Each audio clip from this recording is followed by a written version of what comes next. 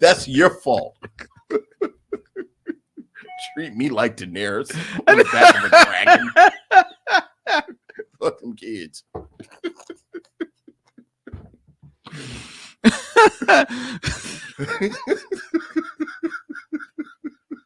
I'm sorry. Welcome to the Micheaux Mission. 2 men, 1 podcast, every black film ever made. My name is Len, aka the Bat Tribble. And as always, I'm joined by my partner. Hey, this is Vincent Williams. And tonight, ladies and gentlemen. If it was you, you'd have shut everything down. This is me, huh? Sucks to be you. Ha ha! Here we go.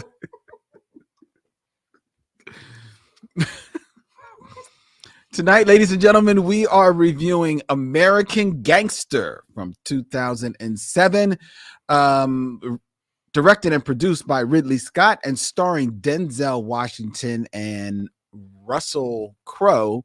Vincent's selection for this stop on the Micheaux Mission as we head into the holiday weekend. Yes. Shout out to each and every one of you out there who are watching us as we stream live to YouTube as well as Facebook by way of our good friends at StreamYard. Hello, hello, hello. Hello, one and all. I hope that everyone is looking forward to a very safe and happy holiday. I know you are as well, Vincent. Absolutely. Absolutely think you said you're going to be heading out of town for the holiday. I am. Thanksgiving with the relatives in Baltimore. That'll be back nice. To the home place. That's nice. Always. That's nice. I'm actually going to be heading out of town myself, going to New York. New York. The Bronx, more specifically. Boogie down. The boogie down for Thanksgiving with my lady and her family. Oh, very nice. Who have told me that, I forget what they said, but she has told me that nobody in the Bronx calls it the boogie down. Okay, fair enough. That seems fair. That seems fair. They would know. Okay. So I can no longer call it the boogie down. Okay, or at least not while you're there. That's more to the point. Right. Because in this house, right. They are the boogie down. As soon as you step foot outside, it's the Bronx. Yeah, that's all it is.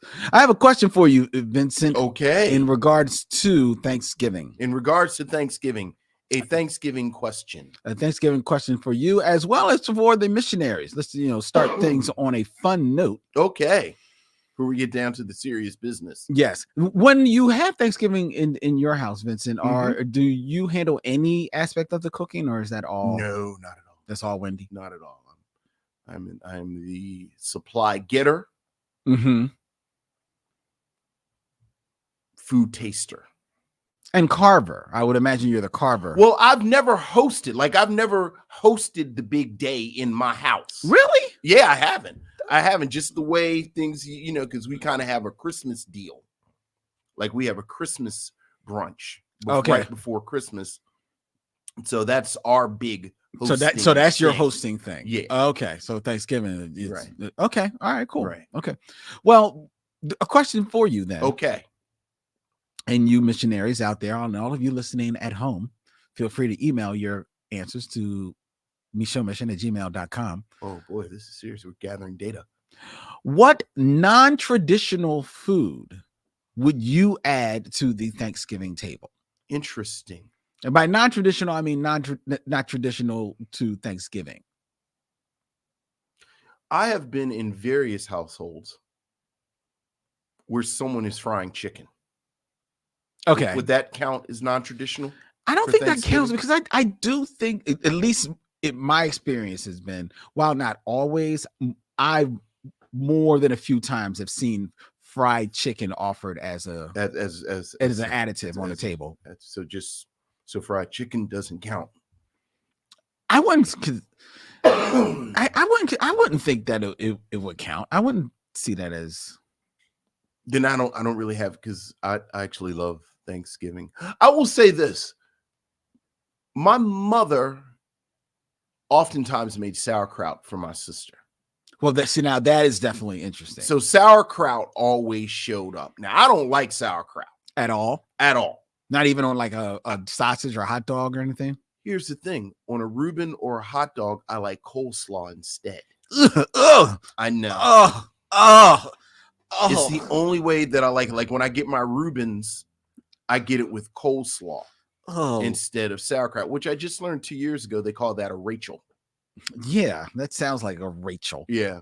Sounds like a Rachel. Yeah, and I do like a hot dog sometimes with coleslaw on it. Vincent. It's the only way I like coleslaw. I can't even be mad at you. Because it's a weird dish. Okay, let's get off of that. Off of that. But I'm interested in the sauerkraut for Thanksgiving for your sister. Yeah. Does she have it and then eat it separate, or does she add it to? I have no idea what she's doing over there. You don't like take a glance over at her plate? Not at all. Not at all. Well, how big of a helping of sauerkraut would your mother put out? Like the whole plate, a whole bowl, like a little dish. Would it all be gone? I wasn't. I feel like I wasn't prepared for that. I didn't know I was supposed to be taking notes. Okay, like I'm real sort of invested in what's going on my plate, but not your sister. But not like my sister's plate. Is this your first time like your sister be hosting? Okay. When she hosts, does she have a bigger supply of sauerkraut? See, I don't have a frame of reference because I never noticed how big the plate, because that's some nonsense. Okay. It's like that, and I don't like cranberry sauce. Me neither. No, so you don't even pay attention to the cranberry sauce every now and then, like some cabbage or something to show up. Like that's not me. Okay. So y'all, all right, whatever's happening over there, I'm happy for you, but that's not for me. I'll be interested if the turkey is served on a bed of sauerkraut. At your sister's house. I wouldn't mind picking it out from the sauerkraut. Like, I'm not allergic to sauerkraut. I don't worship some strange god that's against sauerkraut, but I'm not a sauerkraut. What dish would you add, Lynn? I feel like this is such a very specific question that you had some answer in mind you wanted to add. I do. Are we going? Is this about pretzel bites? That's not pretzel bites. Okay, go ahead. It's not pretzel bites. Okay. If I had my druthers, okay, I would give people the traditional Thanksgiving. Okay, I'd do it. Right. How magnanimous of you. Because I'm a giver. Yes. And I want to give the people what they want. Got to. However, I would also have, in addition, I would have a platter of hamburgers.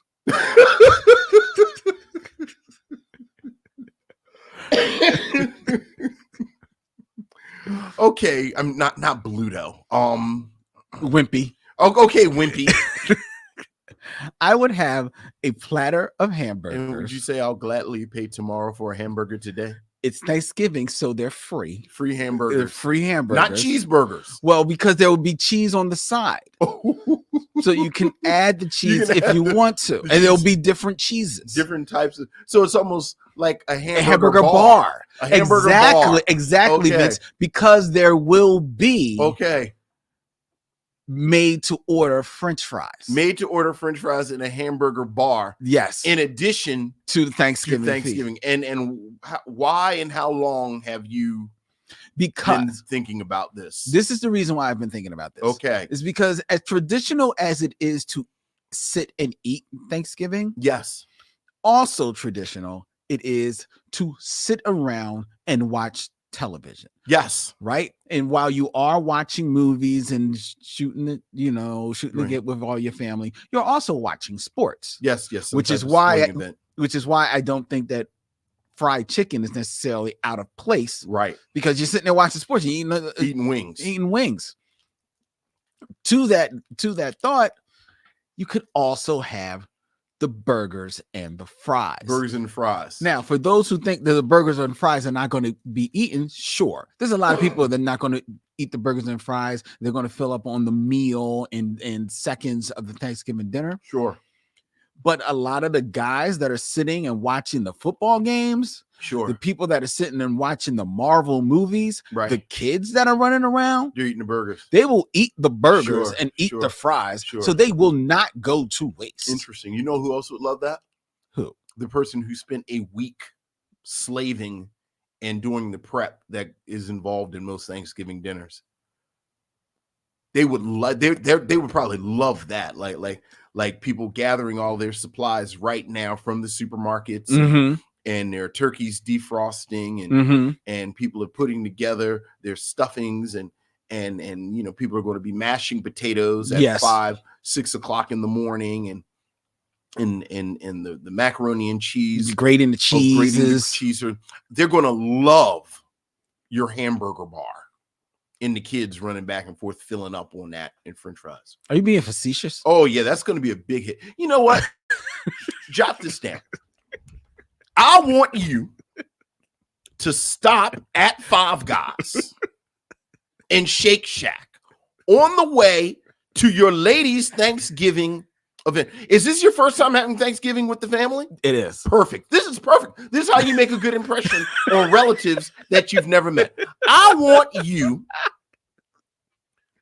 to buy a bunch of cheeseburgers and fries. Take them to her relative's house. Lay them out on a platter next to the television.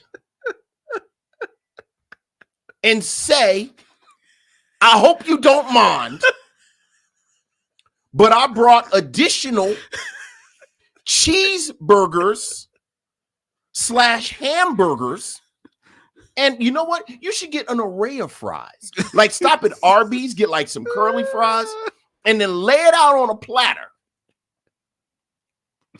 Gather the children up and say, children, why don't you? That's a wonderful idea. Come back next week and report in. See, here's the thing. What you don't realize is the inspiration for this idea was years ago. There was a McDonald's commercial where this young boy is talking about it's like it's his turn to host a party for all his friends. And he went and caught a bunch of McDonald's burgers. He put them on a platter, and he just put toothpicks in all of them. Yeah, oh yeah, and then put them out. Oh yeah, oh yeah. You might as well call it the Boogie Down Bronx while you're up there, because I don't know if you're gonna get out. I think I like my idea. Well, I like my idea. Robert Monroe Jr. says he likes my idea too. Oh no, he didn't. No, he didn't. He said, "What time should I show up?" But he's actually talking to Jeffrey Thomas, who talked about smoked ribs at his house. That's a good one. Yeah. Okay. So I'm yeah. So nobody seems to be liking. It's good to have ideas, though. It's good to, Blue Girl 718 says Len is showing up at Thanksgiving dinner with a sack of White Castle burgers. I'm not. I know better than to get White Castle burgers, Blue Girl. Okay. I would not do that. All right. Again, only the best. I want you to show up with some Shake Shack. Absolutely. Deborah Battle says, because my grandmother used to have students for different countries in her home, they sometimes had dishes from Iran, Turkey, and Guyana. Nice. Or nice. Ghana, excuse me. Yeah, so that is nice. I like that. Khadidra suggests sweet chili salmon. Interesting. Seafood. I was going to say salmon, but I don't know. Like, I think the irony is that salmon probably showed up in the original Thanksgiving. It probably did. Damon Williams. Yes, my brother. Who I'm assuming will be I believe so. He says, much like Vincent Williams, I'm also a traditionalist, but I think the spirit of Len's idea isn't such a bad thing. So Damon, why don't you get a sack of burgers? Yeah, go ahead, Damon. and show up at Oh, your yeah, bring it over to Michelle's house. Go to Michelle's house. Absolutely. With a bag Keep of it Five in the car Guys. until I get there. Because I want to watch it unfold. Absolutely. Michelle already baking pies. And oh, yeah, absolutely bring some cheeseburgers over there. I don't think it's a bad idea. Oh, hey, man, look. I bet if there were burgers, you would eat one. I bet I would not.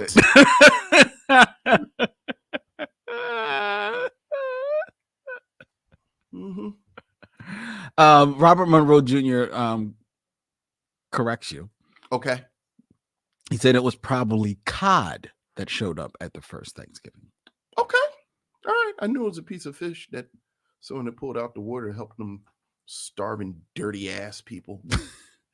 And Miss Makiba says so that they could get sustenance to rape and murder.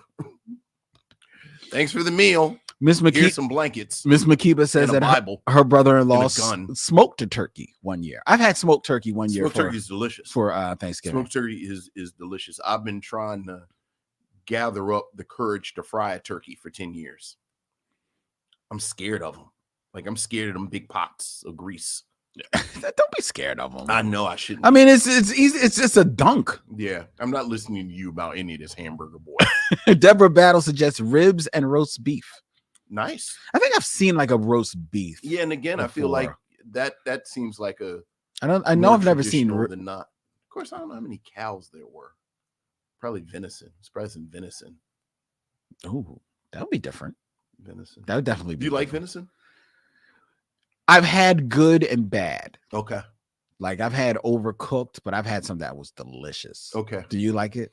I like it in sausage or like I like it ground. Like I don't like it as venison. Like, have you had it as venison? And I believe I have. Okay. And it's just too much. I feel you. Yeah. I feel you. All right, ladies and gentlemen, we're going to get into the show. Yes. Because we got actually a thick show. And we've got a hard out tonight because we got some business that we have to take care of. But we do, speaking of business, we have a huge announcement to make. Yes. The Micheaux mission, I think we kind of like, teased it out a little bit during on our last show, but that was during trailer talk. So it didn't make the actual show. But we can announce it now.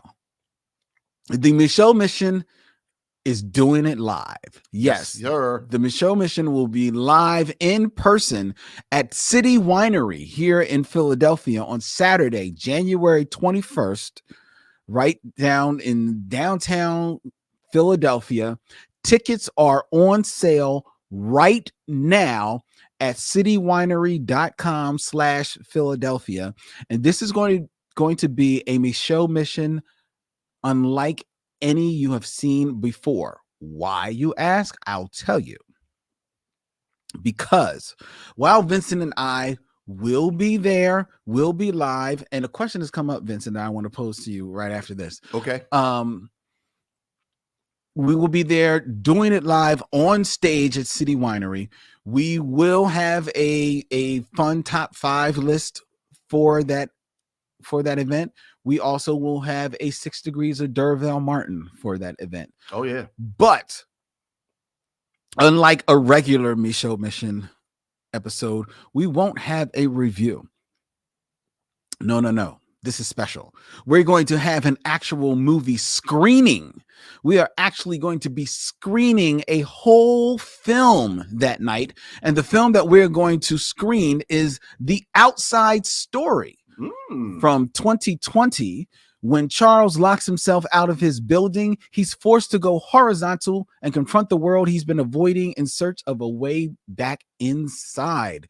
This is a very, very cute, fun dramedy, and that's what they say. I think it's more of a comedy, starring nobody less than from Atlanta, Brian Tyree Henry, and from Star Trek Discovery, Sonequa Martin Green, as well as comedian Sunita Mani, and it was written and directed by Casimir Novkoski.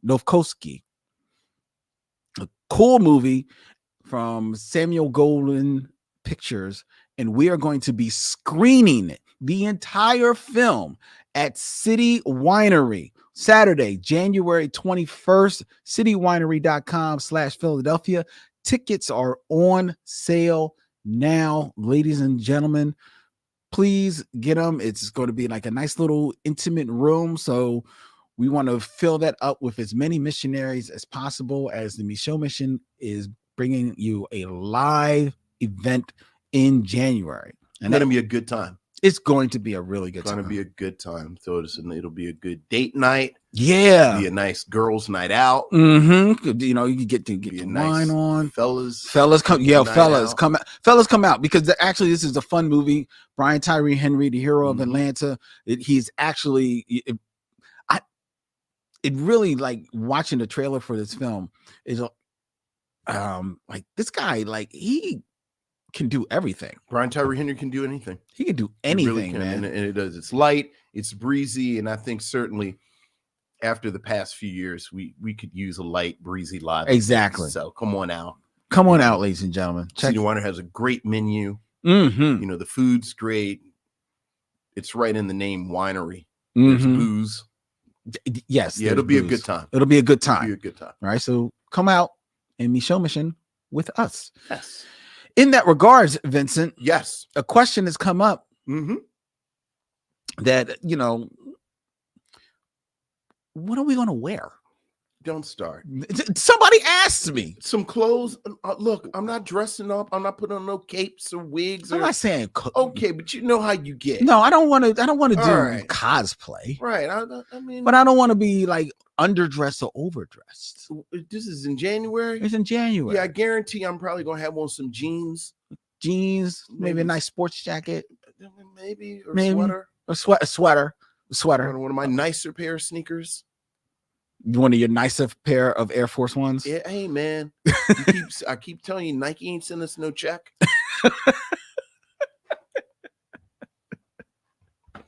You know me, you know how I do, but yeah, Okay. Yeah.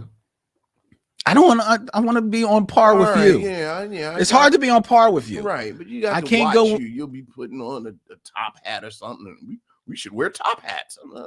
First of all, see, here we go. Go ahead. Here we go. Go ahead. I wasn't thinking about anything like that. Okay. But it's not it's not a bad idea. Yeah, right. It's not a bad idea doing top hats. Hey, you wear what you won't wear. Oh, I know. I'm not getting dressed up. Because you went out, because you didn't do the 70s for Shaft. I know. Thank God for Ariel. Yes. Right. And a few other people that were dressed in 70s. You know why? I said, I'm not dressing up. And you said, I'm good on the shirt. I said, all right, then, man, do it. I'm not dressing up. All right. Okay. Yeah. All right. I'll talk to you about this. It'll be casual, cool. And a top hat. Moving on. Moving on. Okay. All right. We're going to move on. We don't have listener mail, Vincent, but what we do have. No missives from the missionaries. We have a voicemail. Voicemail. We have a voicemail. You ready? I am ready. Okie dokie. And here, let me do this real quick so that you can hear it. Okay. And here. Hi, this is Aaron Fry. Just a question.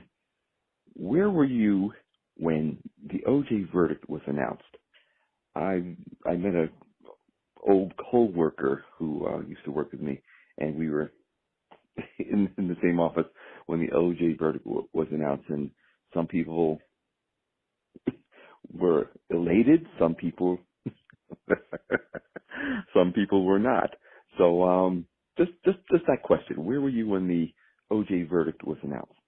Thanks. Bye. All right, Vincent. Where were you on, I believe that date was October 3rd, 1995. That sounds about right. I was working at the library. Okay. This was before graduate school. I had gotten a job after undergrad, just sort of a couple of years, and I was working in the library, and I remember the library was empty because everyone was waiting for the verdict. And we actually pulled a machine out from the back. And I probably shouldn't tell this story, but it's a great story. My OJ verdict, it's actually a great story. Okay. So my boss was a woman of indeterminate ethnic background. I couldn't tell if she was Black or Italian or Jewish. Like, I couldn't tell. And this was a real going concern in my life. Wendy and I were dating, and I would come home and we would talk, and it was like, I remember doing a whole investigation trying to figure out if my boss was Black. Okay. Like, this was a big thing in my life at the time. The other thing that happened during this year, this was the Million Man March year. It's around the Million Man March time. In 95? That sounds right. Okay. The reason I know is because I took off the day for the Million Man March, and I didn't know her ethnicity. So I was like, okay, is this going to jam me up if she's white or, this? Anyway, so we pulled the machine out, the television out. And it's the library. So frankly, the library was like me. I was like in my early 20s, and just a whole bunch of old women, because it was a library. So whenever, I always just sort of played, laid in the cut, stood in the back, kind of watched things. So just generally. So they wheel the television out, it comes on, they're about to call it, and I'm standing in the back with, all the women are around the television, all white women. They say the verdict. Right. The women start cursing. It was crazy. It was like little librarians. Shit, I cannot believe it. I can't believe he got away with this. And going off. And I just sat in the back, laid in the cut, quiet. And my boss came over to me, leaned over, and whispered in my ear, "Can you believe how these white people are about this?" And that's how I found out my boss was Black. Wow. I could not get home fast enough. Wendy, guess what happened? She's a sister. Anyway, that's where I was when I heard the OJ verdict. Million Man March, October 16th, 1995. Yeah. Because I still have because this was back in the day where it was all longhand. Like, you had to fill out a form, I want to take a personal day. And you remember it was starting to float around. That Black men weren't going to be played. So like, everyone knew what I was asking permission off for. Right. So like, I have it. I was like, and I was there. This was less than a year that I had been there. So, but I was like, I need the day off. And then I gave it, and she signed it, and this, that, and the other. Anyway, that's where I was. I was trying to wrap my brain exactly where I was at that time. I think, if I backtracked it correctly, I was working at Lockheed Martin. Okay. In their accounting department, which definitely made no sense because I hate and suck at math. In planes. And planes. And the trial had been out there, and it was like real, and like the woman who I worked with, this lady Barbara, is like a significantly older but very cool, stylish lady. And she made no bones that everybody like knelt at the altar of Barbara. She was a Black woman. And she was cool with that, but she gave no F's. Right. She gave no F's, took no S. Right. And like all through like the trial, she was like, they're gonna get that boy off. They're gonna get him off. They're gonna get him off, and watch. Wow. And y'all gonna go crazy. They're gonna go crazy in here, and then they're gonna go crazy. They're gonna go absolutely crazy. And the crazy part about it is like in the accounting department, there was like it was like three of us. Barbara, like in the cubicles, it was Barbara, then me, and then there was this third woman named Linda, and we were all like, both of them were like black women, and there's me in the middle, and everybody else on the floor, pretty much everybody else on the floor was white, and the black people were like on the other side of the building.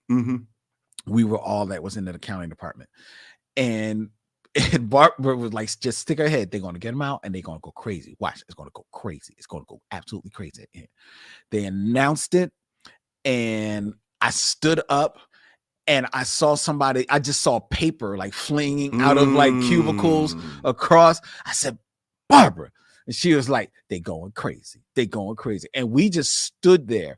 Me, Barbara, and Linda stood at our cubicles, didn't say a word. Right. What did you say? And now they were smart enough not to really say anything. But it was real tight. Oh, it was real tight.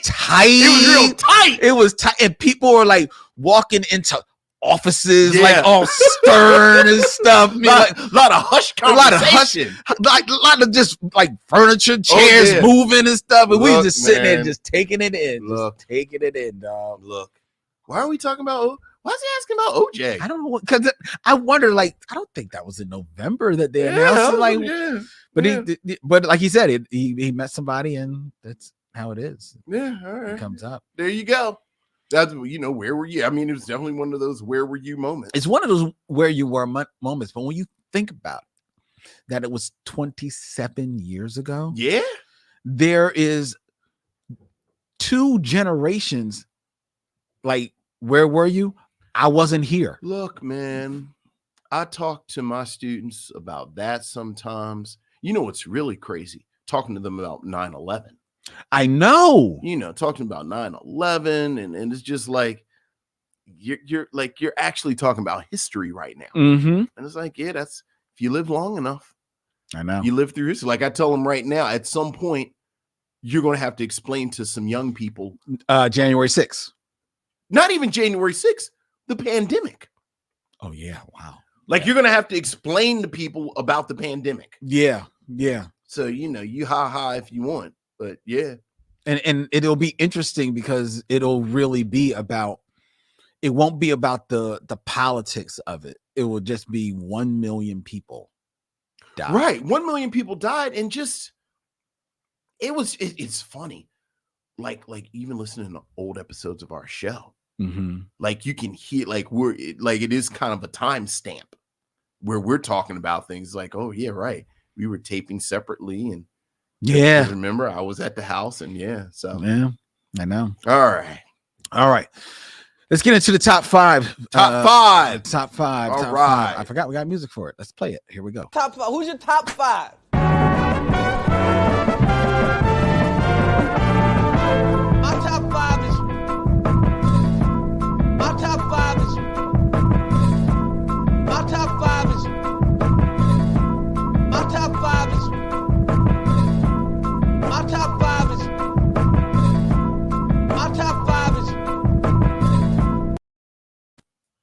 So I can't see when stuff pops up on the screen. Okay, got you. All right. Top 5, ladies and gentlemen, where I give Vincent a top 5 list and he gives me his expert commentary on it. Color commentary. Yes, Vincent. First person says colored commentary gets punched in the mouth.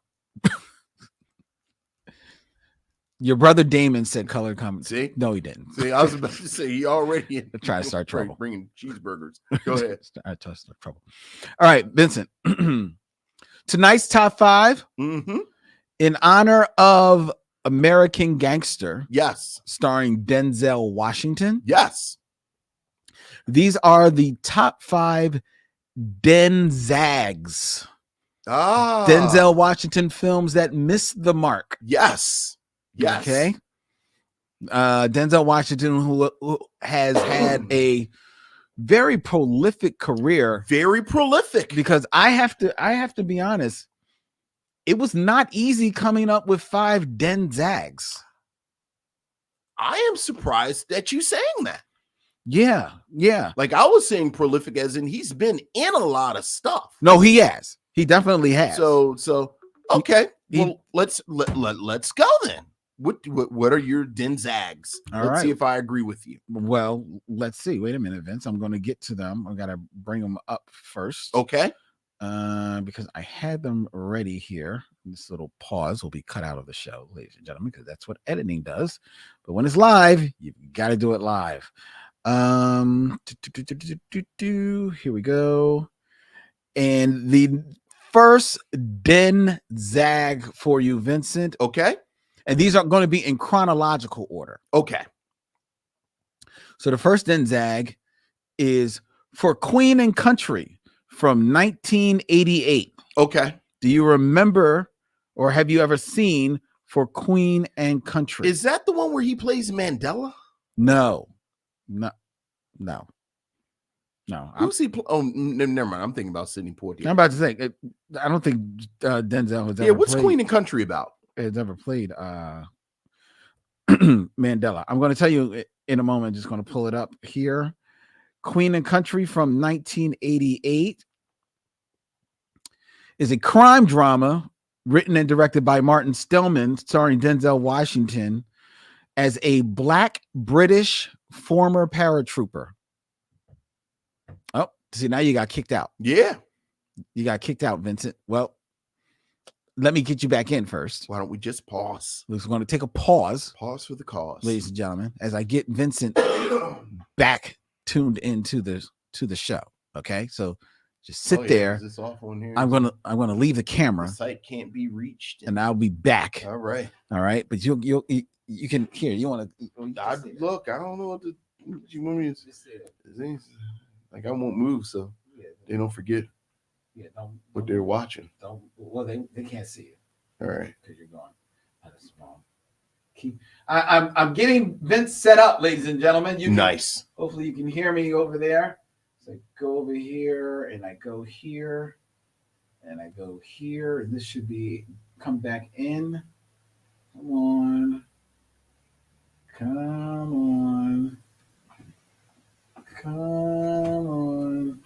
There we go.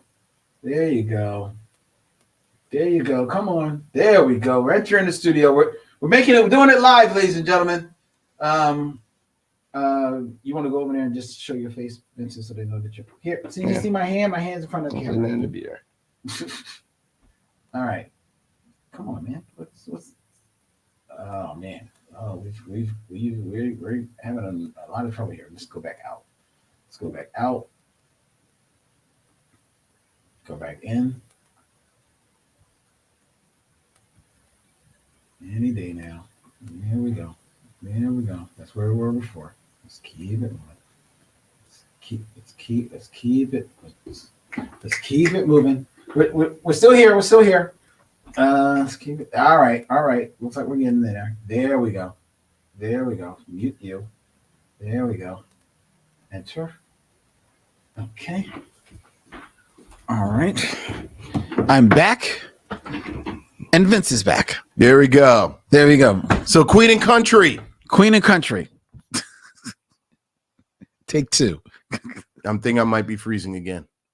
No, I'm back. You're back. Although you're frozen on my end. Yeah, I'm frozen on your end, and you're kind of like squirrely a little bit on my end. But we're gonna make it do what it do. We're gonna make it do. Okay. So Queen and Country is your first Denzag. Queen and Country. It is from 19 what? 88. Interesting. Where Denzel Washington plays a Black British former paratrooper who joined the British Army to escape the poverty of inner city London. He then fights in the Falkland Wars, and upon returning home, he finds that society ignores and challenges him while trying to adjust to normal life. That doesn't sound like a crime drama to me. It sounds amazingly boring. It sounds very boring. I remember watching it. It's been a while since I've seen it. But I don't remember enjoying it at all. And I remember you know how people make fun of like actors who can't really get an accent right? I was wondering about Denzel. I usually don't make big fun of I'm usually, you've got to be really bad for me to even really care. Sure. He's really Jada bad. Pinkett, Alan Payne, and Poetic Justice. That would Jason's lyric. Jason's lyric. Jason lyric. Yeah, Denzel doesn't do British well, at least not at this time in his career. Okay, I don't know enough. if he's ever done British before. Since I don't. I'm just glad you skipped over Carbon Copy. I thought I was going to have to fight you over. Well, here's the only reason why I didn't do Carbon Copy. I like Carbon Copy. Well, that's you. The only reason I didn't do Carbon Copy, and there's actually another movie that I bypassed over, is because Denzel is not really the star of that movie. He's decidedly the co-star. Yeah. Like I might choose one if he's an ensemble. Okay. But like if he's like decidedly a co-star, it's not really riding on his coattails, then that's not fair. Okay. You know, like he in Carbon Copy, he was getting his start. Yeah. You take what I you believe get. that's his first movie. Yeah. Yeah. So you get what you get. All right. So what's next? So that's Queen and Country. Born ass Queen and Country. Yes. His Denzag from 1990 is Heart Condition.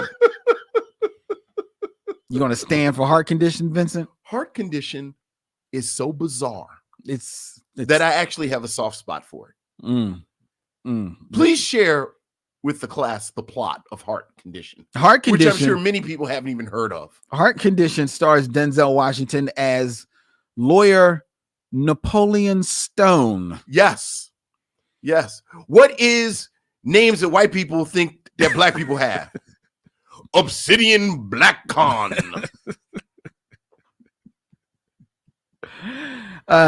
Lawyer Napoleon Stone, and also stars actor Bob Hoskins, of Who Framed Roger Rabbit, fame. And just generally being awesome. As Jack Mooney, a police officer. The two rivals compete in the same workforce area in their community to help bring down the drug rate. Their goal is to help find the mysterious men that shot and killed Napoleon Stone, because what that doesn't tell you, ladies and gentlemen, is that Denzel Washington spends the majority of this film as a ghost. It's Ghost Denzel Washington. It's Ghost DA. Because doesn't Bob Hoskins get his heart? Yes. He gets his heart in a heart transplant. It is the most bizarre film that I have a soft spot for. Why? Because it's so bizarre, and it's the type of movie that they would never ever make anymore. No, they wouldn't, or you certainly wouldn't get Denzel Washington in there. If you're listening to the podcast, I want you to Google the poster for Heart Condition with Bob Hoskins with his arm around Ghost Denzel Washington. Right, because first of all, it looks like his arm is through Denzel Washington. Yeah. I actually think it is through Denzel Washington because he's leaning against him. I agree with you, but I have a soft spot for Heart Condition. That's not a good movie. I'm hoping there's another Heart movie on here that I don't have as much of a soft spot for. But continue. That's not a good film. Okay. Now that's 1990. Yes. That's still relatively early in Denzel's career. You can tell because he has a mustache. True. However, that is after Glory. I guess it is. So I don't know how much of a pass we can give him for that. Hey, look, man, brother can't. This is during their brother can't really turn down checks period. Fair enough. Yeah, and perhaps it. Who knows when they actually shot Heart Condition? Because he does look young. He looks a little bit decidedly younger. Yeah, and it might be before the Oscar is actually awarded for Fair Glory. enough. Fair enough. But the next film, Denzag number 3, Virtuosity from 1995. And Virtuosity was going to come up in this review. Yes. Because Virtuosity, ladies and gentlemen, is the first Denzel Washington and Russell Crowe joint. That's right. They have history. Mm-hmm. They certainly do. Virtuosity from 1995 is a science fiction action film. Yes, it is. Where all you need to know is Denzel and Russell Crowe go at it hand in hand. It's not, and you're thinking, Denzel in science fiction? Come on, man. You got to give it the plot. Come on, stop. How you just go and say they were in a science fiction film and not give them the plot of Virtuosity? Okay. All right. Let me go to because on where I was, it's a little long. Well, I'll start. Denzel plays a future cop.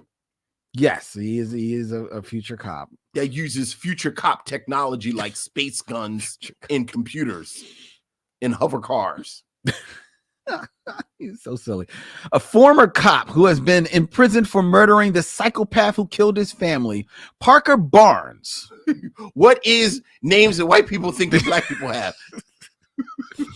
Is recruited to test out a new virtual reality program where the goal is to apprehend a computer-generated being called Sid 6.7. And what's Sid 6.7 based on? Who is Russell Crowe, who has been modeled on hundreds of deranged criminals. Why wouldn't you make a simulated model off of that? When Sid manages to escape into the real world, because science, Barnes must capture or destroy him before the soulless entity can go on a killing spree. Oh, this was before Denzel was Denzel and Russell was Russell. This is way before. This is way early in their filmography. Boy. Whoa.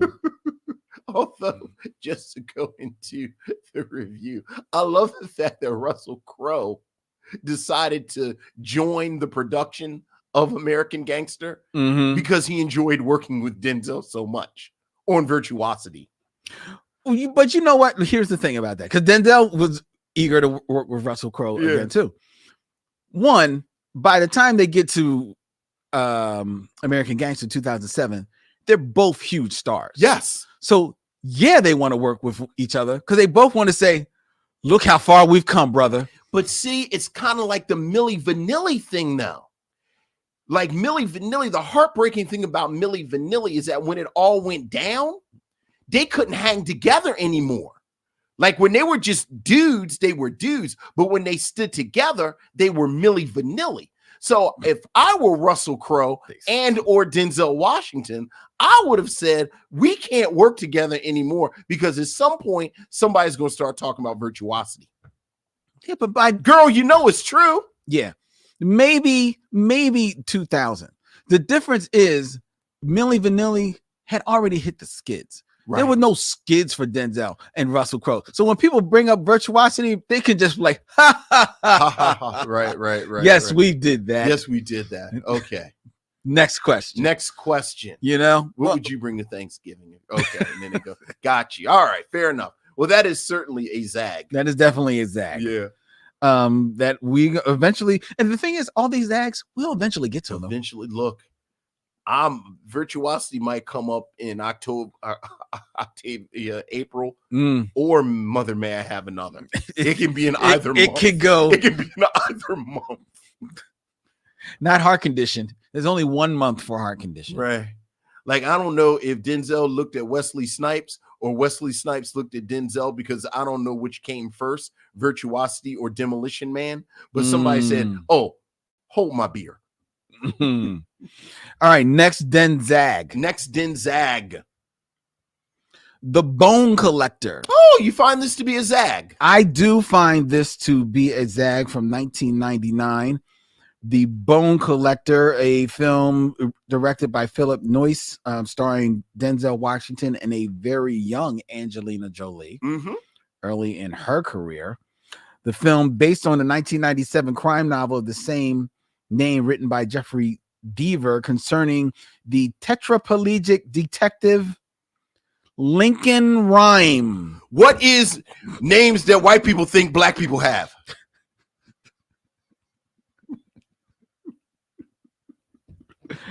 Quadriplegic forensic expert Lincoln Rhyme is bedbound after an accident that left him completely paralyzed from the neck down. Amelia Donahue, a newly recruited police officer, discovers a mutilated corpse buried at a Civil War era railroad bed Due to clue-like objects found at the crime scene, Rhyme concludes that the scene was staged and subsequently teams up with the initially hesitant Amelia, impressed by her natural forensic instincts. This film also stars Queen Latifah and Michael Rooker, who was always a pleasant. Here's my thing about this movie. Okay, full disclosure, I saw it. I have no memory of it whatsoever besides him in that bed. And that's the reason. Okay. Because Denzel is pretty it almost is the crime equivalent of Rear Window. Okay. Where James Stewart is in the it is like in a wheelchair, he's got broken legs, and Grace Jones and his Grace Kelly. Grace Kelly. Oh, Grace Jones would have been much more interesting. Very interesting. It was Grace Jones. Very interesting film. Grace Kelly is basically his hands to solve a crime, and that's what this movie more or less is like. It's a lot more intense, a little more, maybe a little bit more suspenseful, but because Angelina Jolie, who I don't mind as an actress, I like Angelina Jolie, but she's still very young in her career at this time, so I don't think there's much chemistry between her and Denzel in this movie, which is why you said the only thing you remember is Denzel in the bed. And for a lot of people that went to see this movie, the people walked out of it impressed with Queen Latifah. Okay. Because this is early on in her transition into acting as well. Sure. So other than that, the rest of the movie I don't think really works. And it just never really connected with me. Okay. I shall take that as a zag. Yeah. So that's why that's a zag. I started to actually choose Fallen, which is a movie, more of a supernatural thriller, right? That he did with John Goodman. That was, I believe, that one was actually shot here in Philadelphia. Yeah. But I didn't, because I don't know how much I really connect with that one either. But every time, like I've seen it maybe about twice or maybe 3 times. You've seen Fallen 3 times because it's on TV. Okay. And it still is a little interesting. It's an interesting concept. Yeah. Yeah. So that's why I didn't want to land there. It was almost all right selected, but I went with The Bone Collector. And the number one Denzag? The number one Denzag, and mind you, we're doing chronological.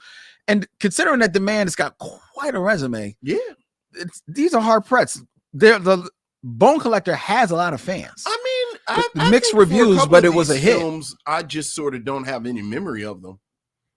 And a couple of them are very early in his career. So if he goes on a long time with heart condition. Yeah. But then there's also Out of Time from 2003. Don't remember that one either, do you? No. I like Out of Time. Oh, you do? Why do you think this is a zag? Okay, here's all right. First of all, let me just. Who directed this? Carl Franklin. Yeah, I like Out of Time. Who Denzel previously worked with in Devil in a Blue Dress. Yeah. Out of Time deals with Denzel as a police chief, Matthias Matt Lee Whitlock. What is names that white people think black people have? What's his name? Matthias Matt Lee Whitlock. Matthias Lee Whitlock.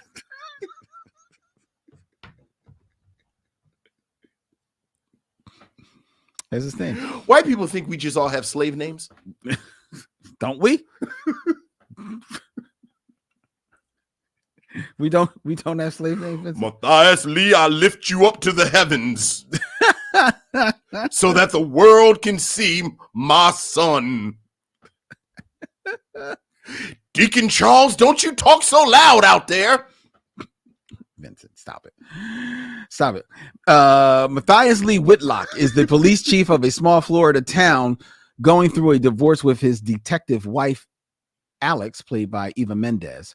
He begins a passionate affair with Anne, played by Sanaa Lathan, very young, only to find out that she's stricken with terminal cancer. Matt steals a large sum of money confiscated from a drug bust in order to pay for Anne's treatment, but when she apparently dies in a suspicious fire, the money disappears and all the clues point to Matt as the culprit. Like, I remember a lot of all that, but for some reason, it just didn't connect with me at all. And this is 2003. And it really felt like Denzel, for maybe the first time, was a bit too old for this role. And he was maybe, because it feels like this is meant to be a younger Denzel in this movie. I don't even disagree with that part, but as a Zag, look, I mean, I would have put John Q on here before that. Well, okay, really? Oh yeah, John Q is not good. John Q is not that great of a movie, but I appreciate what John Q is trying to do and try to say. Oh, you like the messages of John Q? It's been a while since I've seen it, but I remember liking the messages. The health insurance industry has got to be taken down. And isn't that the one with Kimberly Elise as his?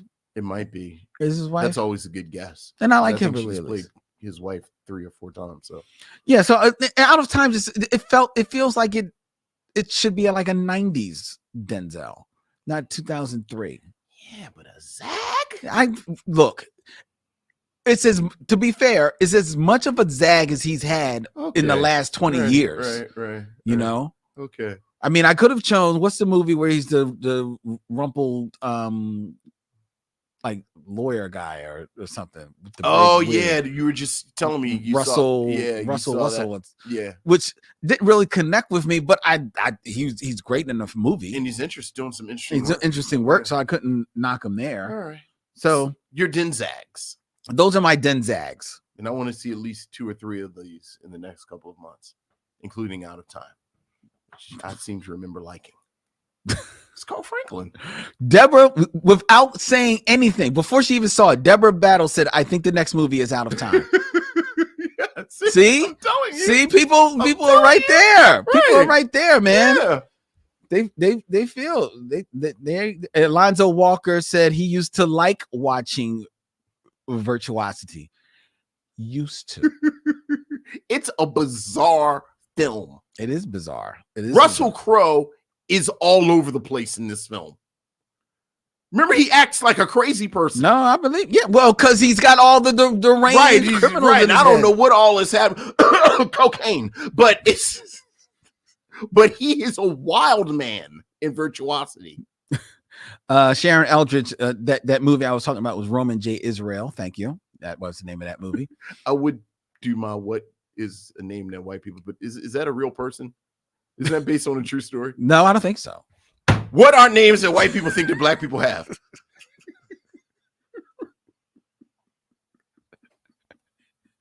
Roman J. Israel. You're stupid. The level of just baseline disrespect. Gotta have a damn comic book name from 1971. Tomb of Dracula, guest starring Matthias Deacon Jones. Now here's a possible Zag. Okay. And I wasn't sure about this only because I haven't seen it in so long. I didn't feel right picking on it. Okay. So I don't really remember it. Deja Vu. I have no memory of Deja Vu. The team of top secret program brings ATF agent Doug Carlin. Oh, Denzel Washington. Very nice. Doug Carlin. Okay. I remember this is almost like Minority Report. I think so. Yeah. Into its midst to capture the terrorists played by Jim Caviezel, responsible for a ferry bombing that left hundreds dead. Its amazing technology lets the team fold time 4 days backward and see the madman's movement as he plots to kill a woman who could give him away. Doug realizes that the technology could allow him to do what law enforcement officers dream of, go back in time to prevent the crime. This was directed by Tony Scott. Yeah, I seem to remember that movie being kind of interesting. I feel like the execution didn't land. Yeah, but I the, do remember the ideas were there. And I like a big swing. And you gotta like appreciate that. swing. So yeah, there you go. All right. Denzags. Those are our Denzags. Those are our Denzags. All right. Oh man, it's already 8:00. We gotta move. We gotta move, Vince. All right. It is. You want to talk about Thanksgiving for 20 minutes? I had fun. All right, it's time for shut up. Time for the Game of Kings. Yes. Well, you would be surprised what a person can do with just a sensitive touch and a sensitive sound.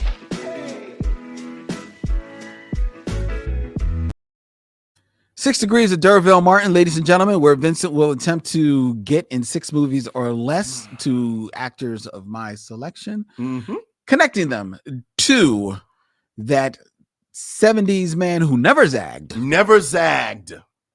Always zoomed. Derville Martin. Derville Martin. Vincent, are you ready? I am ready. Okay. Is there a theme? I tried to come up with a theme and I really couldn't come up with a theme. Okay. Freestyle. Freestyle. 6 Degrees. So, do you want you want him or her? I'm gonna start with him. Very good. Haha. In 6 movies or less, Vincent, get from Derville Martin to Peter Sellers. Peter Sellers. Interesting. What do I know Peter Sellers from besides the Pink Panther is the real question. Really? Well, I know a few, but Peter Sellers. I really always think about the Pink Panther. Peanut Sellers and jelly. That's what I want. What's the last thing he was in before he died? Okay, let's go. Let's find out. What was the last movie of Peter Sellers? He died quite a while ago. Oh, yeah. Quite a long while ago. Peter Sellers' last film. Was he in the Muppet movie? I don't think it's always a good thing to go for the Muppet movie with someone like this. Wow, was that his last film? That can't just be his last film. Hold on. I don't believe that was his last film. I see something. I just want to make sure that is indeed his last film. Yeah, I didn't think so. His last film. His last film was The Fiendish Plot of Dr. Fu Manchu. From the 70s. I remember he was in that. He's the only one I remember in that. What's before that? Being There. Oh! Is Shirley MacLaine in Being There? Okay, there you go.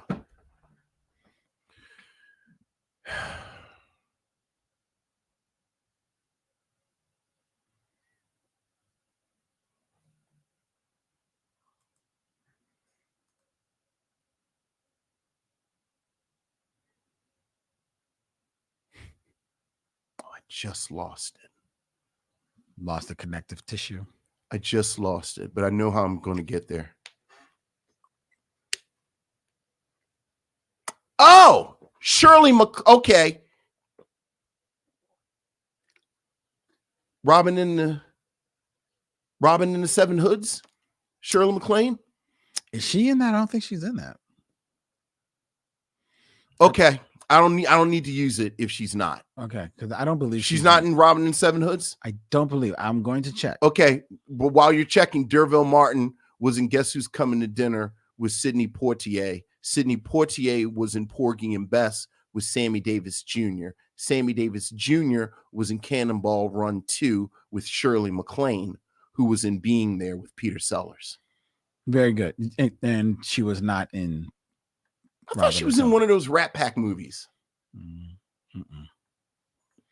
She was not in Robin and the Seven Hoods. I figured the movie that she was in, because she was in one.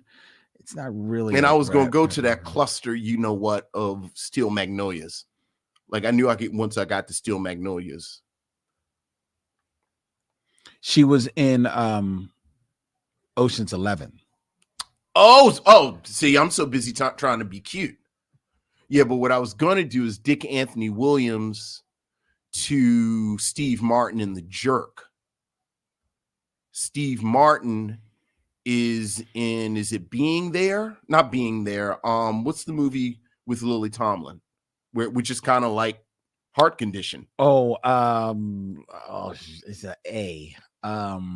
Yeah, it's kind of it's like Heart Condition. So you're talking about Heart Condition. Yeah. Lily Tomlin is in 9 to 5 with Dolly Parton, who's in Steel Magnolias with Shirley MacLaine, which then could have got me to Being There.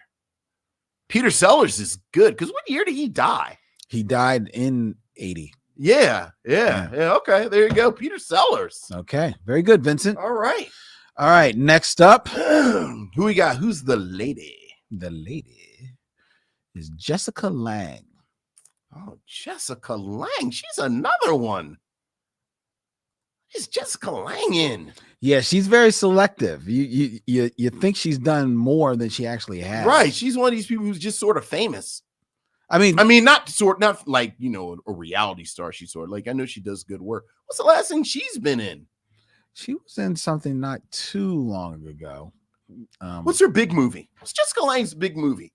How did Jessica Lange get famous? Well, some of that might give you too many clues. Vincent. Okay. Let me go to her filmography here. Her filmography. Her most recent film was a film Marlowe, which actually came out this year. The film before that was Wild Oats, which came out in 2016. Oh, right. That was one of those baby boomers are still having sex movies. Who's the male lead in that? Because it's Billy Connolly, right before he died. Well, it was his last film role. all right. That doesn't help me at all. I didn't think so. Yeah. That's the only reason I told you. What's before that? The Gambler from 2014. The Gambler. Mm-hmm. I don't recognize any of these movies. Her big movies, like if I give you her big movies, it's going to give it away. Like the one movie, there's 3 movies that I think of off the top of my head with her, but I give it to you. Who's the female lead in Bonnie and Clyde? That's Faye Dunaway. It's Faye Dunaway. I don't know what Jessica Lange was in. You know these movies. Give me one. Let me think which one that might. They're all going to help you.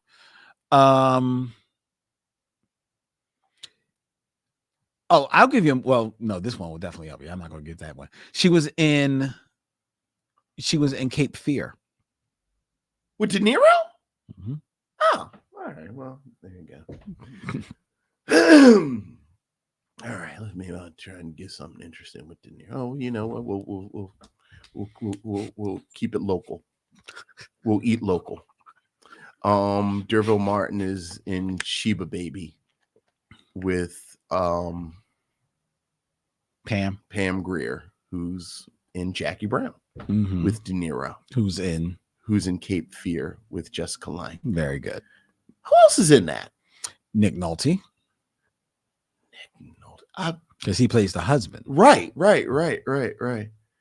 It's a good movie. But it's a very good movie. But you know, I never watch it because I watched the original.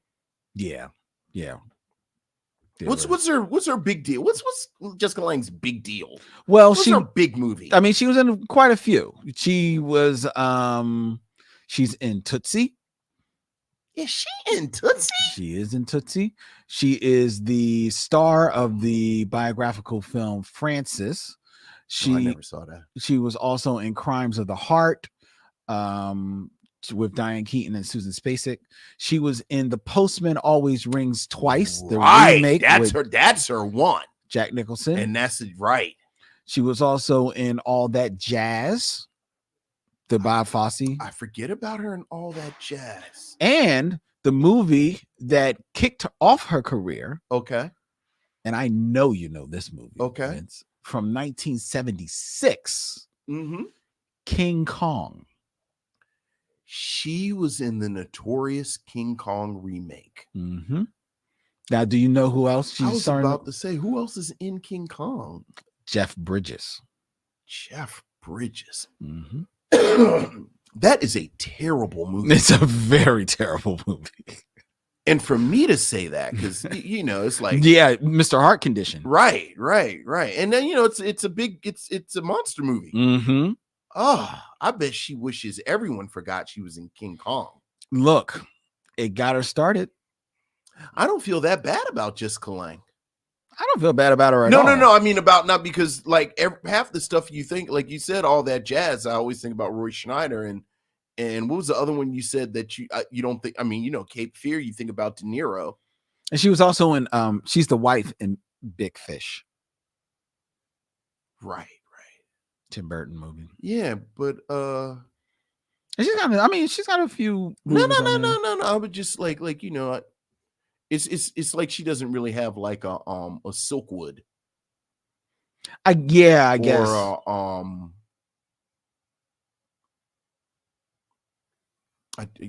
hell, even a 9 to 5.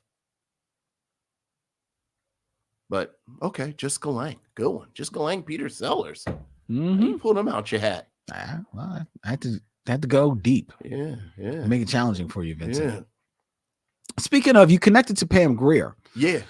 Just a quick little, if you will indulge me, like a short little plug. Yeah. To you. Okay.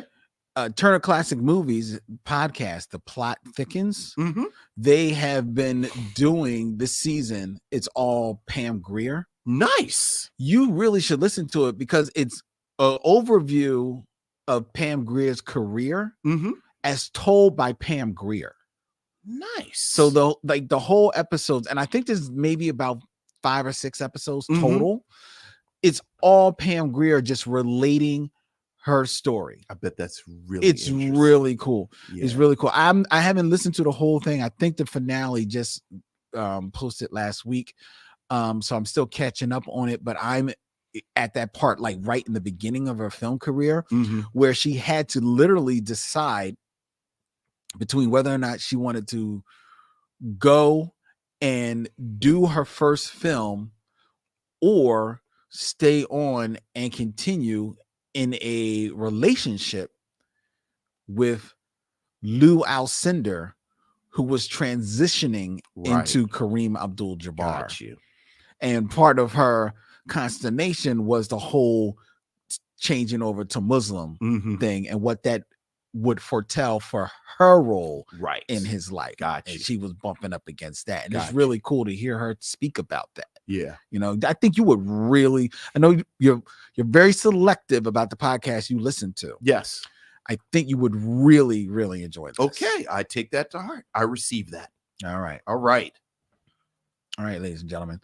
All right. So that was 6 Degrees of Derville Martin. We don't even have time for any type of trailer talk. Okay. So we're going to get right into our review of American Gangster. I say this because we have a hard out that I can tell we're going to miss. All right. You want to fix my camera again? Your camera is frozen. You see, you're not I'm frozen. spinning. Oh yeah, you're kind of like frozen here too. You're frozen here as well. All right. Do that real quick. All right. Well, then we are going to take a little pause because I have to fix Vincent's camera. So I'm going to drop Vincent out and I'm going to go fix his camera again. There you go. And Vincent, while I'm doing this, if you can tell the people that we are going to be meeting in our group text that we're going to do that about 9. Okay. Because this is running. Oh, shit. Because we're running behind.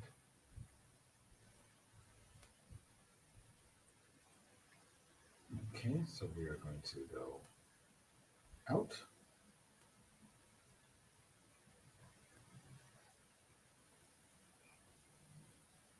What time did you tell him? I told him 8:45. Yeah.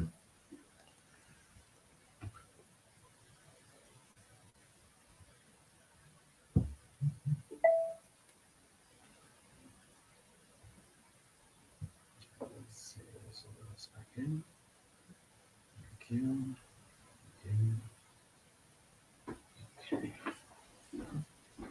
You're here. Oh, why is this? There you go. Come on. All right. There you go. All right. Okay. We're back, ladies and gentlemen. We're back. What's good? With American Gangster, a 2007 American biographical crime drama directed and produced by Ridley Scott, written by Steven Zaillian. The film is fictionally based on the criminal career of Frank Lucas. Stars Denzel Washington and Russell Crowe, with co-stars Ted Levine, Joe Ortiz, Josh Brolin, Chiwetel Ejiofor, Norman Reedus, Ruby Dee, Lamari Nadal, and Cuba Gooding Jr. and maybe his best role. Hey, look, man, look. And there's a reason for that, ladies and gentlemen. In this film, which is Vincent's selection for this stop on the Micheaux mission, Vincent, what say you of American Gangster? American Gangster is the type of film that is very appropriate for 2 days before Thanksgiving. Because this is a treat. This is a meal. This is the type of movie that arguably they don't make much anymore. Right. You know, it's just a big, meaty showcase for two actors that I think arguably are throwback actors. So you mentioned this is a film that is very fictionalized to the point where I don't know how much time is worth even spending trying to do one-to-one which part is true, which part isn't true. Because everyone involved, the one thing that everyone agrees on, except for Frank Lucas, is that the vast majority of this narrative is not true. Right. So I'm really going to treat this just like a film. But as you said, is the fictionalized account of the rise and fall of notorious crime kingpin in Harlem, Frank Lucas. But it is also about the police detective who captured him, Richie Roberts. Frank Lucas is played by Denzel Washington, which is, for our purposes, the most important aspect of the casting. But almost equally as important, I would argue, is the casting of Russell Crowe. Yeah. As Richie Roberts. And as I just said, I think both of these actors are kind of throwbacks in a lot of ways. I think Denzel Washington has this very rarefied space where he's a leading man. And even in the Denzags that we mentioned before the review, all the way back to St. Elsewhere, where he was Black Doctor over on the side. Denzel Washington always had the physical attributes of a leading man. Everything he's ever been in, you cannot take your eyes off of him. He pulls focus. And that is a gift. But even within the pool of leading men, Denzel Washington is a great actor.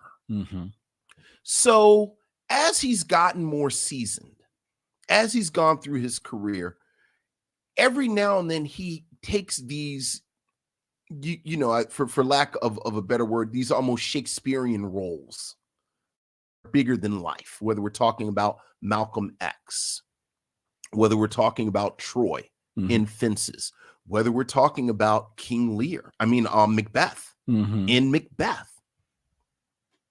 Frank Lucas in this film is a big role. He has various colors and tones in his acting. He has to be a family man. He has to be a criminal. He has to be a sibling. He has to be a peer. He has to be in a position where he is getting mentored very early. And Denzel Washington pulls it all off with amazing acumen. In a film that is 2 hours and 40 minutes, he is in almost every scene. And he does a great job. One thing that I love so much about his performance in this film is the film. It's a lot going on, a lot of moving pieces. Ridley Scott is a very kinetic director. Has the bomb. We made him bring one from. Oh no, I hit that by accident. Okay, I apologize. There's a stillness to Denzel Washington every now and then that I think is an attribute of a great actor. Like, he's able to hold your attention in full stillness, and he does it fantastically. In a lot of ways, he reminds me of one of these actors almost from the 40s, where he wears these beautiful suits. He's well appointed. I'm saying the 40s, but you know, the real equivalent is Sidney Poitier. Yeah, like Denzel Washington reminds, like, this is a role that Sidney Poitier should have gotten in the 70s as a period piece.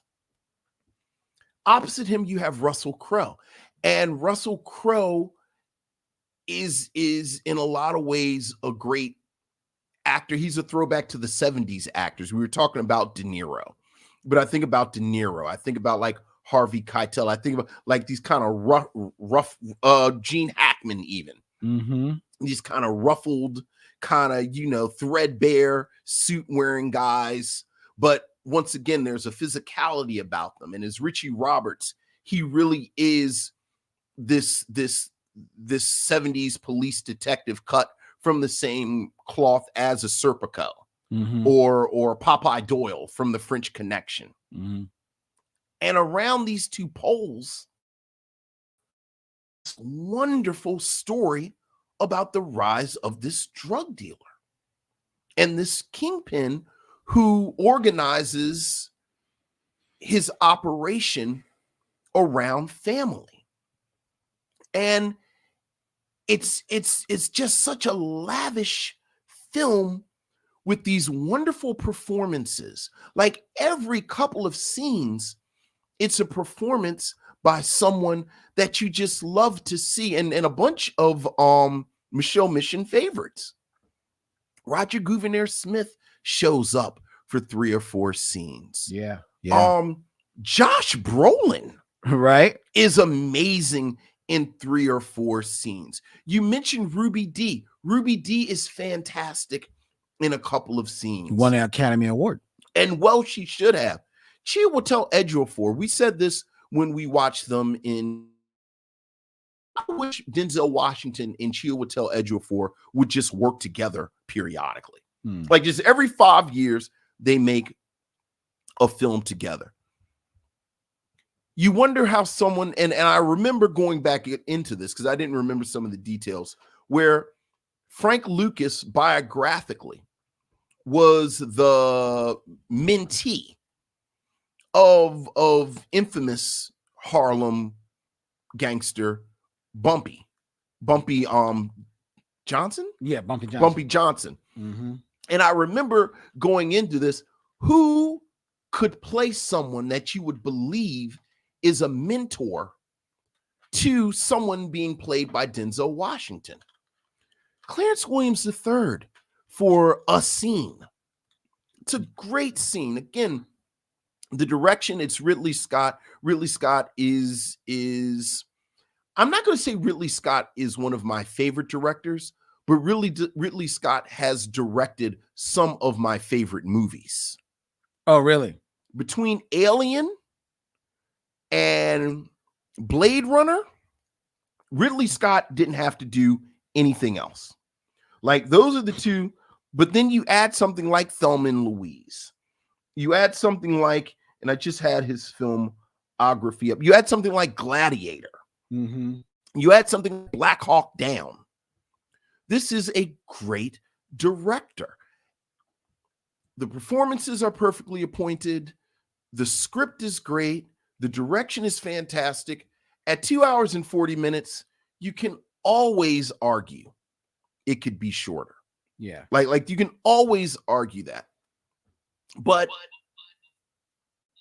I don't know how much I'm arguing it could be shorter. What's happening over there? I don't know how much I could argue it could be shorter because there are parts of this film that I don't want to see. Oh, really? Every single scene in this film, even the sort of extraneous scenes, like there's not even a subplot of Richie Roberts has a childhood friend who is a mobster, or the construction of Richie Roberts' team, his squad. Everything is entertaining. There's one detail about this film that confused me that we'll talk about. One bit of casting choice that confused that we can talk about. You mentioned Cuba Gooding Jr. as Nicky Barnes. Idris Elba shows up for an electric 2 scenes. Yeah. And he sure does. And I have to say, over the years, if there's a scene that pops up on my feed, it is one of the Idris Elba scenes. But yeah, I'm a fan of this movie. Big fan of this movie. Yeah, I had forgotten how much I enjoyed the movie as well. And considering that you mentioned the runtime of 2 hours and 40 minutes, which is not a small movie, it goes along breezily enough, especially considering that there's not a lot of action in the film. You know, sometimes with some gangster films, you can get yourself, especially like a black gangster film, you can get yourself lost in, like, you know, there's at least a lot of killing and shooting in there. There's not a lot of that in there. This is really just, like you said, is a tour de force for 2 great actors to go against one another for the first time in a long time, and really now at the height of their powers, in Denzel and Crow, and they really make the most of it. I actually, like you, found myself really enjoying Russell Crowe, and I think I enjoyed Russell Crowe. It's interesting when you look at it because, you know, it's fictionalized, but in its fictionalization, it is kind of interesting in that Frank Lucas he's a drug lord, full stop. He can be very heartless, full stop. He can be very, very, he's not monstrous, but he definitely is a man who knows who he is, and it doesn't take no for an answer, doesn't suffer no fools, right? But they also try and paint him as this man with a certain level of ethics, pride, not only in how he looks, but in how he comports himself, pride in how the people around him comport himself. He's very very meticulous about the image that he is creating in the neighborhood, and being someone who is in his mind an aid to Harlem, while at the same time being a destructor, right? You know, and then you're supposed to buy into that, you know, he is a family man, and is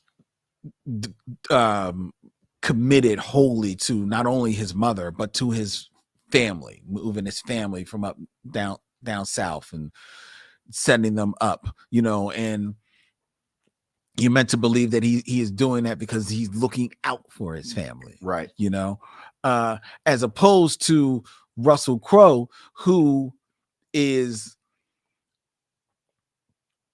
at every turn we're shown, a by the books police officer, and who does not, you know, cut any corners. No. In his police work.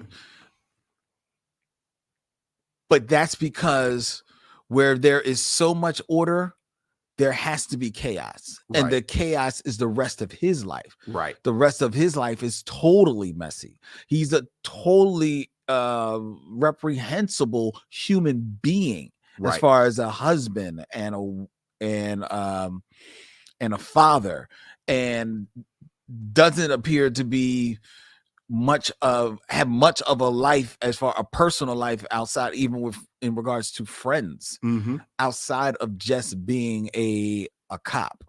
So it's interesting that how that, that yin and yang there in the movie, and knowing that a lot of this is fictionalized, it makes you wonder, okay, how much of that is fictionalized? Right. Was Frank Lucas someone that we actually kind of should begrudgingly kind of champion because of how he lived his life, except he was a drug kingpin? Right. Is Russell Crowe the one good cop that is just the world's biggest jerk off on the other side? You don't know where to land with that, because with me, as much as you find yourself at times wanting to root for Frank Lucas, I also had to remind myself, yeah, but this movie has shown that this is a man who is intelligent enough, has more than a few opportunities and the wherewithal to make better choices in his life, right? So he doesn't have to be who he is.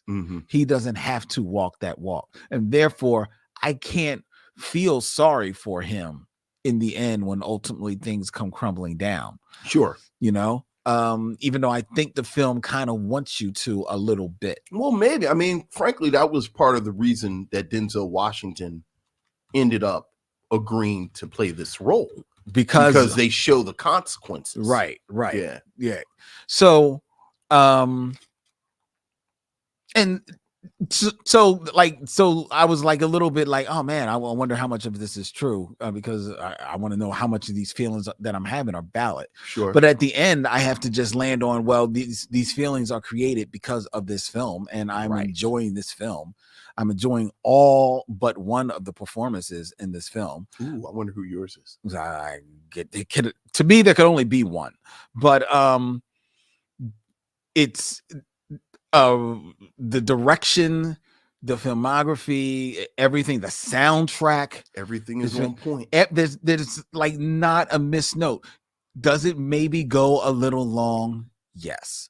Could you cut some scenes? Yes. If you're cutting scenes, you're probably cutting scenes on the cop side, and not too many. But you're probably cutting a couple of those scenes, and they're good scenes. But they're all good scenes. They're all babies. There will be like a Sophie's Choice of filmmaking. Yeah. It really is an exceptional piece of work. Yes. Now, what the hell was Joe Morton doing? Who was he supposed to be? I had no. What was happening with Joe Morton? I don't know. He has on this perm wig. And D'Urville's mustache. And D'Urville's this hanging mustache thing.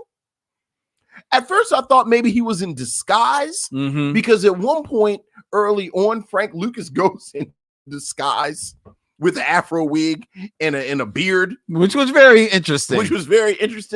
I didn't see that in Frank Lucas's bag of tricks. What was going on with Joe Morton's hair? I don't know. He was playing Charlie Williams, and they never explain who Charlie is. They never explain who he is. But he's just this guy. He's just kind of around. Yeah. It's like, because he's not involved. He doesn't seem to be involved with the crime. No, he's drinking brandy out of the little glass. And then he was there at Christmas. I don't know. I thought maybe he was a ghost. Like, I was trying to see if other people saw him. Was he Jiminy Cricket? I was like, this is a really strange choice. Because I thought, okay, he talks about he's introduced in the film after Bumpy Johnson dies, right? As comes up to Frank's like, well, Bumpy made me promise that I would always take care of you, right? And then he's gone from the movie, and he's gone. And the next thing you know, he's at Christmas, and you're like, you're thinking, well, maybe the wig wasn't as bad as I thought it was. But no. Then he's in front of the Christmas tree. Why is he there at Christmas? Giving Frank's wife's orders. Take this glass from me, baby. I was like, that's a lot. I know. I did not understand. I didn't understand that. Now, I didn't know what he was doing. I don't think he plays any role in the film, because he does nothing in the movie, but just be this guy in the mustache. Yeah. But because he's just this Joe Morton in this weird mustache, I'll allow it. You always allow Joe Morton. Always got whatever room decision for Joe Morton makes, you go along. He's like Bill Cobbs. And I have a funny feeling that probably was Ridley's read. Ridley Scott's Regis. Okay, Joe. All right. There's your choice. Just go with it. All right. Yeah. We'll cut 3 of those Joe Morton scenes. Just cut them down. You know the scene in Alien where the alien burst out at dinner? Mm-hmm. The cast didn't know that was going to happen. I know he wanted. So when you see them all freaking out, that is an actual reaction. I know. I kind of thought maybe that's what was going on with Joe Morton. Like maybe Ridley Scott and Joe Morton got together and said, we're going to wear this wig. Yeah. And he didn't tell the rest of the cast what was going on. I don't know. I see that your camera is kind of like spinning here again. Okay. We've gotten a lot of internet troubles going on. I'm going to one more time try and drop out one more time and get you okay back on the skis here, get things rolling.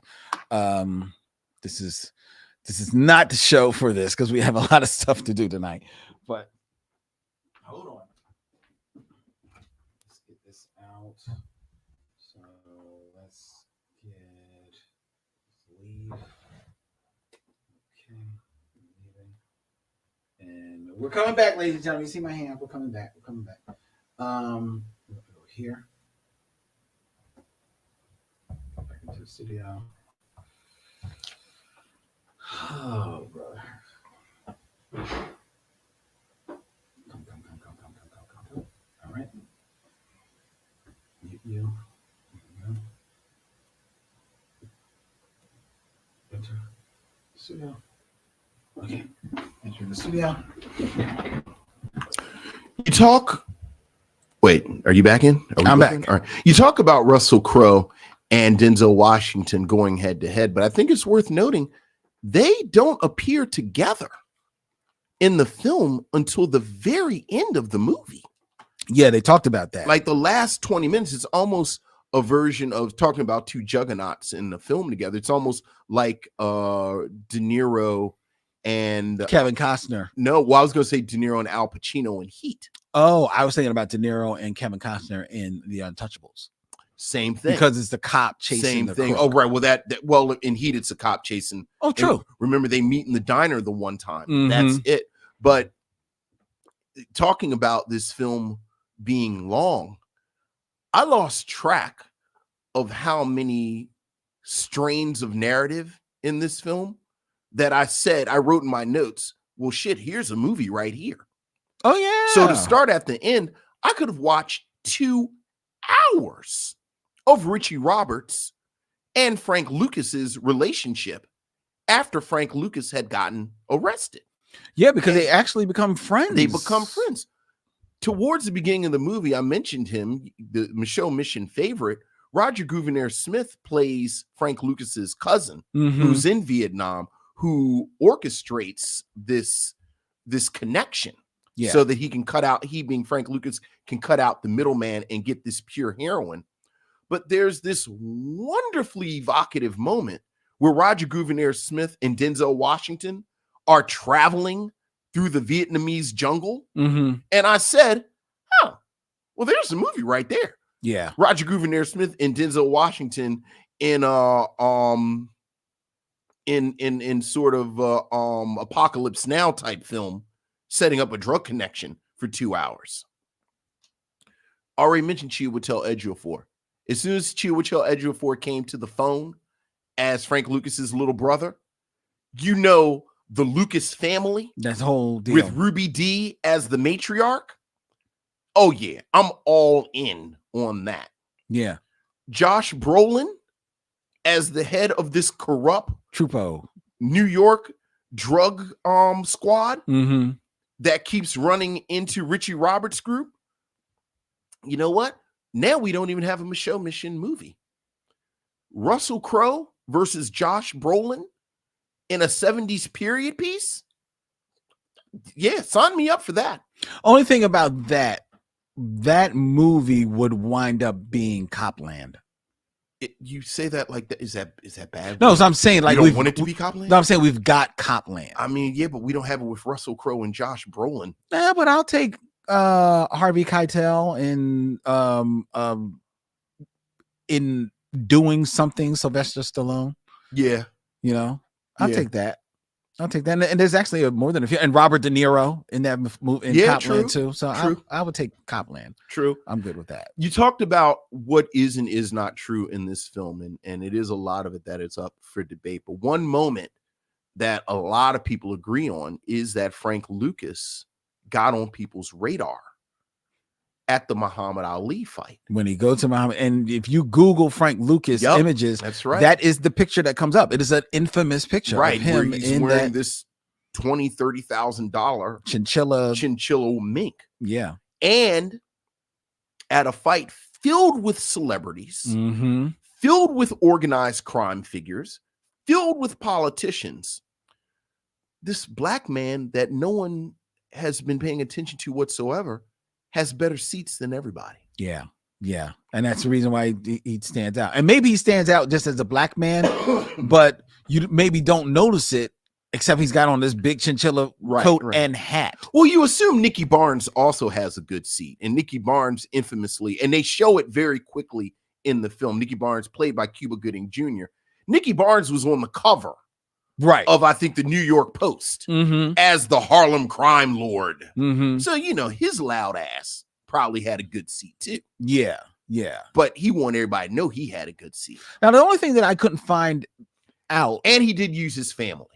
All that's true too. Like that was true. Like he got his family involved. But what I was interested from a narrative point of view is how true it was that Frank went about his business in a business-like manner, and that one time at the fight was the one time that he stepped out of character, you know, with his wardrobe. Because if you look at his other, first of all, if you look at his other pictures, he seems to be downplayed, but you don't know how downplayed that is because 70s clothing was just always a little louder. Yeah. But he certainly seems to be not as out there as like, because Nicky Barnes was always on Front Street with his look and very his style. Flamboyant. And as you mentioned, this I 100% agree with you. I think this is Cuba Gooding's best role, and I think he's really good in Jerry Maguire.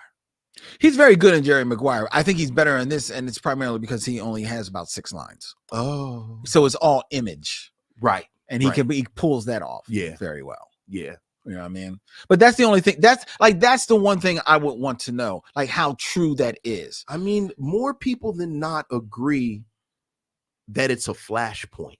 Okay, like even if he was up on the board, no one thought this is someone like he was as big as he was. Right. Like I think they do a really good job conveying. I think all of us, just from the extensive research that we've done through hip hop and gangster movies, know the way the drug game works. Like black people are at the bottom of the totem pole.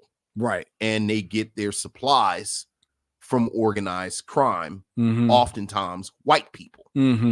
And it is true that Frank Lucas bypassed all of that. All of that. Yeah. In a way that he was his own man. So because it was unprecedented, I don't think it's too far out of bounds to think that even if people knew he was a criminal, the $30,000 mink in the second row seats made people say, maybe we need to really pay some attention to him. Yeah.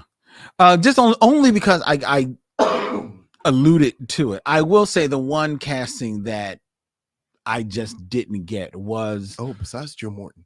Oh, right. We said we allowed Joe Morton. Was Lamari Nadal as Eva, Frank Lucas's wife. I mean, yeah, she's not asked to do anything, but like she doesn't do anything. She doesn't pop off the screen at all. And there are moments where the camera, even if she doesn't have anything to say, the camera lingers on her. Right. And there's nothing. You know what? You know how I read that? That was another detail that showed you that in his heart, Frank Lucas is a drug dealer and a monster. Like for all this, I'm a family man. I'm this, that, and the other. I think it shows you're a family man, but you've pulled your family into chaos, and you end up getting a couple of them murdered. You end up getting a bunch of them sent to jail. Your nephew, who had a promising baseball career, ends up dead in a project. To be fair, though, he tried to set his, well, at least according to the movie. Even in the film, he doesn't try that hard. I mean, he had his meeting set up with him with the Yankees. Right. How much harder do you need? Look, you can't, and he doesn't show up to the meeting. You can't come work for me. This is not the life for you. Like when he says, you're right. He should have said that. When he says, I want to be you, Uncle Frank. That's when Uncle Frank tells him this is not right. Yeah, no, I hear you. So in my mind, he saw this woman and he's not really looking for a partner. He's not looking for a wife. He's looking for something else. Looking for a trophy. Looking for another trophy. Yeah. Something that he can steal from Joe Louis. Like, speaking of a movie, the other movie I want to see, I love the tension between him and his mother, played by an extraordinary Ruby Dee, who has, maybe two scenes where you're like, she's doing some work here. Like there's a moment at the end where Ruby Dee has this wonderful monologue and she's talking about Frank's influence on his brothers, because he's brought all of his younger brothers in and what they would do if it was him. And Frank is distracted because he's going to do some dirt. And then you just get this wonderful reading from Ruby Dee where she says, even I know you don't shoot cops. Where you realize this sweet little old lady from North Carolina has been paying attention. Yeah, she knows what's going on. And she knows what's happening. I don't say nothing. Right. But I know what's going on. Yeah. Yeah.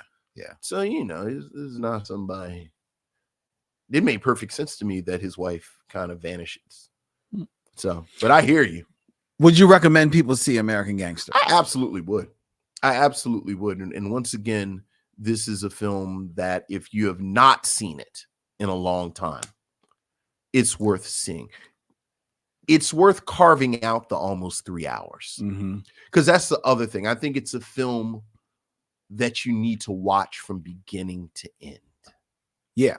Like, don't take breaks. Don't watch an hour here, hour there. Actually, one of the best decisions I made today is I waited until I had a chunk of time to watch it, as opposed to watching it an hour and then go and do something and come back. So, yeah, I absolutely would. And yourself? I would recommend that people see American Gangster. I think that it is a film, if it is not, and for some reason I got a sense that it's not, it should be on the pantheon of the great American crime dramas. Up there with The Godfathers 1 and 2, Once Upon a Time in America. There are a few other films you can put up there. Me, myself, I would put up there like Blow, because I love Blow. I know there are people who would scream out for Scarface. And maybe you want to put it up there. American Gangster is 10,000 times the film that Scarface is. Well, it's epic. It is. Like I said, this feels like a film that they made during the period where they made The Godfather, or they made Once Upon a Time in America. Like, it's a big film. Yeah. Like even Scarface. Scarface feels very 80s to me. It's very, it's epic for the 80s, right, but it's 80s. Right. As you said, there is not as much violence as you would think in a 2-hour and 40-minute film. Which then therefore makes the violence all the more real and startling and impactful. Yeah. In this movie. Yeah. All right, ladies and gentlemen, that is our review of American Gangster from 2007. Go check that out if you haven't seen it in a long while. Next week here on the Micheaux Mission, I'm going to tell you what we're going to be seeing. But first, I invite you to check out the Micheaux Mission, 2 Men, 1 podcast, every Black film ever made. Go to micheauxmission.com where you can hit swag and check out all of the cool designs and gifts that we have available for you by way of our good friends at TeePublic, including our 6 Degrees collection. You can leave us a voicemail like Aaron Fry at 215-867-9666 and tell Vincent and Len what is on your mind, or ask us a question like Aaron Fry did. Email us at micheauxmission@gmail.com, micheauxmission@gmail.com. Follow us on all the social medias, Instagram, Facebook, and Twitter for now at Micheaux Mission.